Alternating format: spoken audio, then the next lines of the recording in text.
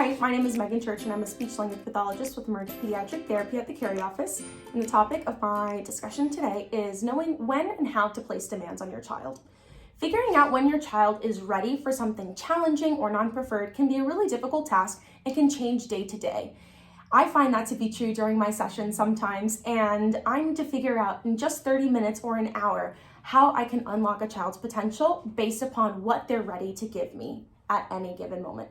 So what I use is the DIR Floortime Principles to help guide my clinical expertise into selecting the appropriate activities to support a child's goals and their ultimate development of communication, language, and social skills. So looking at our DIR Floortime Principles here, we have 6 of them. And I like to think of them like a ladder because anybody, children and adults, move up and down throughout the day. So our first level is regulation and shared attention. These are our foundational physiological needs such as sleep.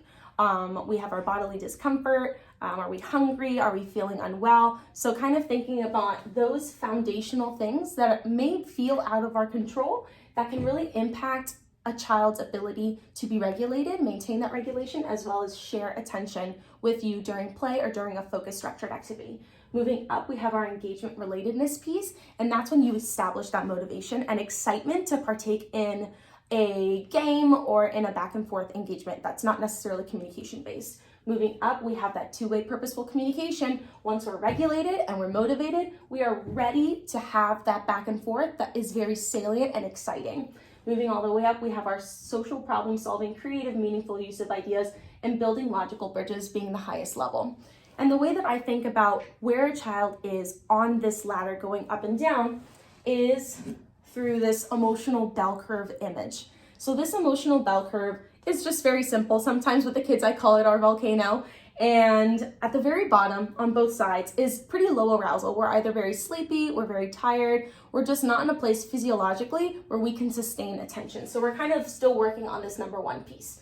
Once we've established this number 1 piece, we might move up to our engagement relatedness, and that indicates that we are ready. We're ready to learn, we're ready to be motivated, we're ready to engage.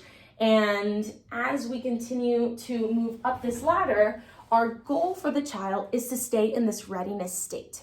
If we observe that the child is showing us signs that they might be a little at risk of reaching their breaking point, such as their skin is getting flushed, their pupils are dilated, their body may be moving very quickly or seeking out some sort of sensory input, crashing, running, jumping. This can be with regards to being very excited or even very frustrated and upset.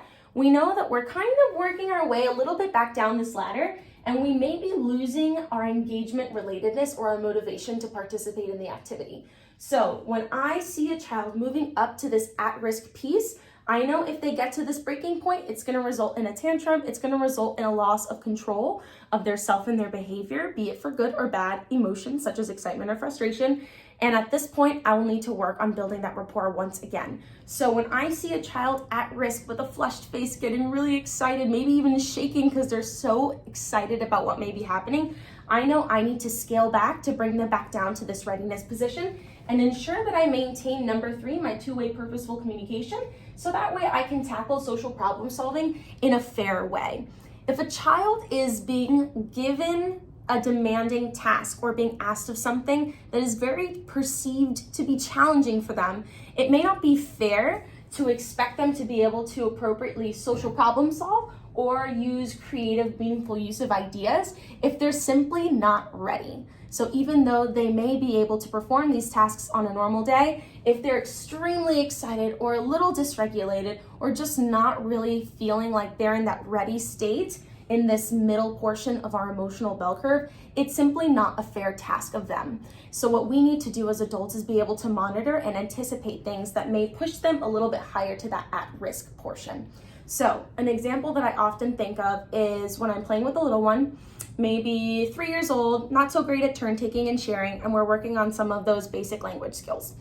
I might enter the session and first kind of take a brief diagnostic of where they are. I see them, they run into the clinic, they're waving, they're excited, they're saying hi to me, to people around them, and they're complying with a temperature check and hand washing.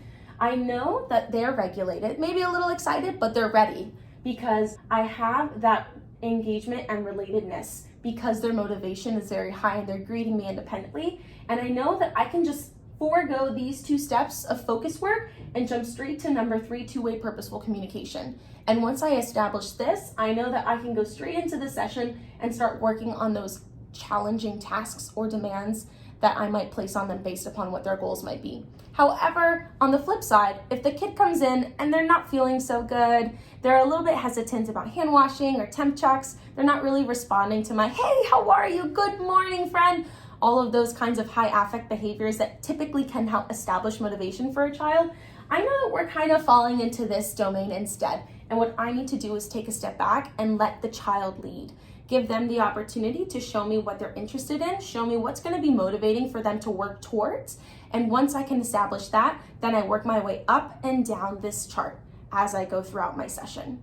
So knowing the triggers for your child is going to be a really helpful clinical tool for yourself when you're targeting your goals at home for carryover and just as a parent. So if I know that my child can be very sensorily sensitive to lights and sounds, if my child is starting to tip down this ladder and go up reaching their breaking point, I might simply hit the lights, reduce the stimulus in the environment, lower my voice to a whisper, or not even speak at all. Sometimes the power of silence is very salient for a child who's at that teetering point of no return, at the top of our emotional volcano, or at the breaking point of our emotional bell curve.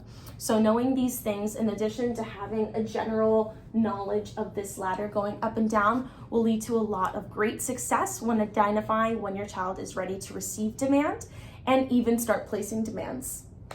And thank you for your time. If you have any questions, feel free to reach us on our website, www.emergepediatrictherapy.com, where there will be an accompanying blog post to this theme.